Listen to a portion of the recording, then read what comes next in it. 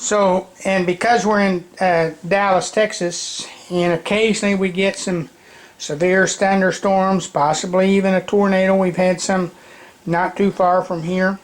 I thought, well, I'm going to make a little a tornado shelter underneath the house. I'm using a hammer drill to bust up this dirt. It's kind of a dirt and clay, and it's got some limestone in it. In my area, there's quite a bit of limestone. So I'm kind of breaking up this limestone as I go. We're doing a bucket system because we're underneath the house. We've got about probably 36 inches so far underneath here. We're going to probably take this down to maybe around 5 feet. And then I'm going to build some walls around the outside with concrete to kind of finish off a top for it. So anyway, these come in handy depending on your soil and where you're at. Everybody's going to be different, but this was something that came in real handy and works real good. So let me keep working. Okay, we've just got through digging out the tornado hole, whatever you want to call this. Tornado protection hole that's underneath the house.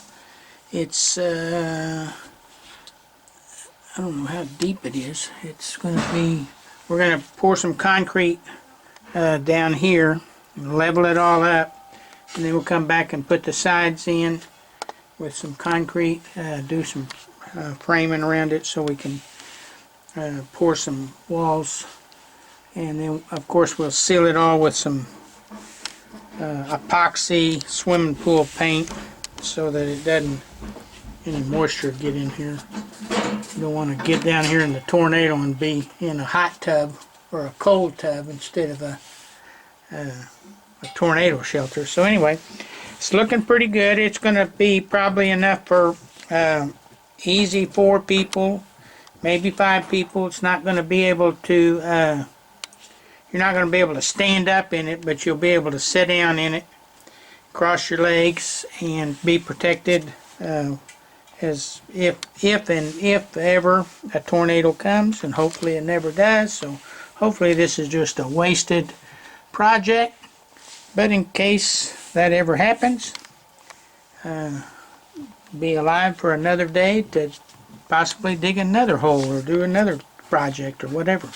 Anyway, let me get some concrete and pour it in the bottom here, level it out, and then we'll start on the sides. Okay, I'm down in the tornado shelter. I put up some wooden boards for my forms, for my concrete forms. I put some metal rods here because I'm going to build some walls up here. So this is just the rough layout of it. I've got some, I put some, these are the forms. Got some extra concrete down here. It's kind of hard to get a good picture down here under what's going to be down here. Anyway, I got to clean out all the bottom. Probably I'm gonna seal all this up with some, because we did get a little bit of water coming in when I was digging it. So we're gonna seal it with some, probably some swimming pool paint to keep it from any moisture leaking into it. Okay, I'm doing the frame up for the walls of the tornado shelter. This is the forms, so I'm going to put the concrete in there. I've got some bolts in here set down into the walls, so I'm going to bolt a 2x4 or 2x6 probably on top of the pier, the stem wall that I'm making around the whole thing. So you can see the floor joists are right here, and I put the 2x4 there. So I've got all this kind of set to put some concrete, mix some concrete and pour it in there tomorrow. So just wanted to show you Setting the forms up was I had to do I've got about a 3.5 inch space here for the stem wall. I figured that's plenty because we're already underneath the house. So, and we'll go on after I get that poured and take the forms off. Then we'll look at it and go to putting the roof or the ceiling on, whichever one you want to call it. Anyway, and then start finishing it up. But it's looking very good.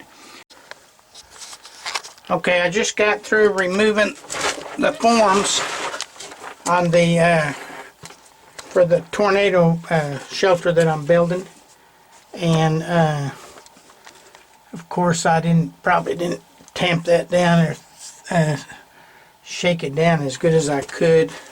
Over here I did a little better. This is I use that radiant barrier plywood, so the plywood didn't stick to the forms.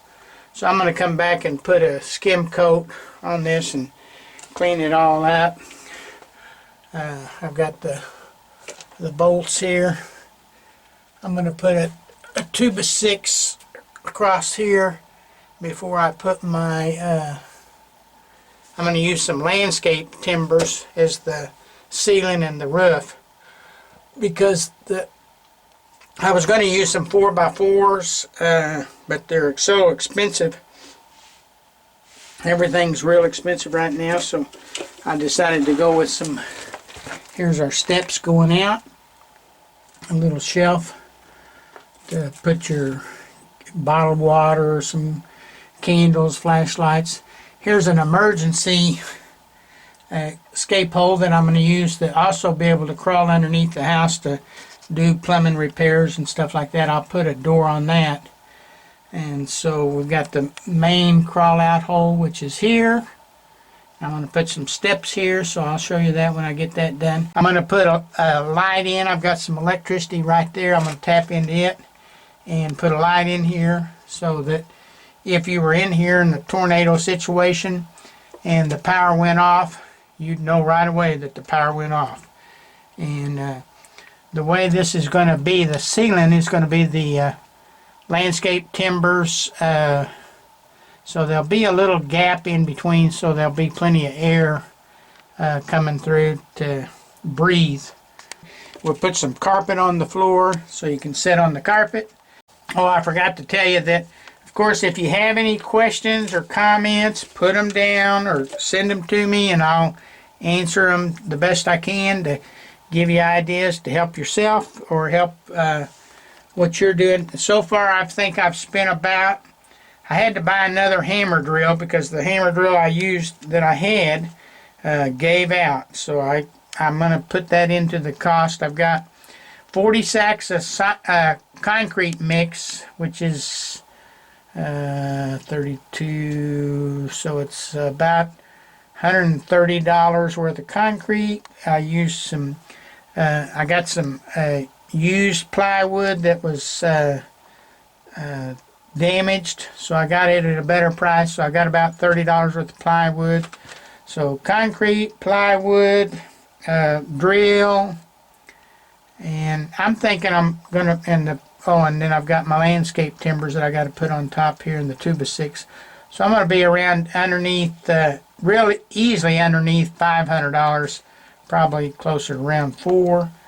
So, and then it took me about 20 hours to dig it because I had ran into the limestone, and I probably spent another 20 hours setting up the forms, doing the forms. So I've got probably another 10 hours to put the roof on, paint, and finish up, and put some electricity in. So probably, what you would say, about 40 to 50 hours, depending on how fast you are and all that. Of course, you got an old guy doing this, so it's taking him a little bit longer than a younger guy. So, okay, I put the 2x6s. They're all bolted down right here. See if I can get some light on it. And then now I'm starting to put the landscape timbers across the top for the ceiling or the roof. and you can see them right here. So, okay, I'm just finishing up on, I put a seal coat around the bottom of the tornado shelter. Just a scratch coat anyway. I'm going to paint it after it cures for 30 days. Get some pool paint. And so anyway, I put some electricity in right here. So I have a plug to turn on power to the tornado shelter. There's an extra plug right here for, I don't know if you can see that, for the plug in anything you need. I've got the stairs, I've got stairs leading up. So the stairs, I've got 2 steps coming up. And then I put a door over here to get underneath the house, and also to it's a second escape hatch if you had to have it. So anyway, we've got things that you probably need. There's probably some other stuff I didn't even think of it. You're probably going to need I built a little shelf over there that I've got, you know, a candle, we got a radio, some bottled water you'll bring down in here with you. And here's the look at it up at the top. These are the landscape timbers I used. So you can see I've still got a little bit more to finish up, but I wanted to get this online so that you could see it. Possibly think about building your own. I'm going to show you here in just a second. We're going to get the whole family down here. Show you that it's plenty of room for 4 people. And of course, if you ever have any questions about this particular project, be more than happy to email you back, or if you need to call me on the phone, I'll visit with you on the phone, telling you a little bit about this project. Of course, this project all stemmed from the ice storm that we had. We talked about a tornado shelter 2 or 3 years ago, and I said, yeah, we'll do that, but it's you actually have to put the work in to get it done. So 40 hours, $400, so a lot cheaper than anything else that you could get done if you had to have somebody contract it and do it. But anyway, I'm guessing if you had somebody build this, it would probably be $4,000 or $5,000 by the time you got somebody to do it. But anyway, turned out great. Okay, we got this door right here is the door that closes up the hole. And I got a handle here so you can kind of hold on to that as you're getting out, as you're stepping up the steps, the 2 steps. But we also have a second door, which is 3/4 inch plywood going across here. That slides clear across and covers up the main part of the tornado shelter. So that comes across, locks into place over here on this side. So you have 2 doors. One that's just the access door, and the other one that actually protects the whole tornado shelter hole. So it's a double door. So anyway, let me get everybody in here and we'll take a look at 4 people easily fitting in this hole. Okay, here we are in the tornado shelter. My family, 4 of us. There's room for 5 or 6 people actually in here. If somebody sat on the steps, you could set another person in here. 2 more people in here, so it's easily would fit. It's comfortable with 4 people. You could put 5 or 6 people in here if you had to during a tornado, possibly 1 more. But anyway, turned out very good. We got about 40 hours in here and $400 worth of materials. So because of the ice storm this winter, we decided to go ahead and build this tornado shelter. It's right in the center of the house, so you can get into it very easily from the middle of the house, right underneath the stairs. So highly recommend if you're in a tornado area and you feel uncomfortable with tornadoes and a little bit afraid of them. This is an easy way to go, and more than anything, noticed right after we finished it, you get a I guess you get a peace of mind that you know it's here, and you hope you never have to use it. Alright, stay tuned for more videos. Give this a thumbs up if you liked it, or if you have any questions, let me know. Subscribe if you want to. Anyway, have a blessed day. Keep walking with Jesus.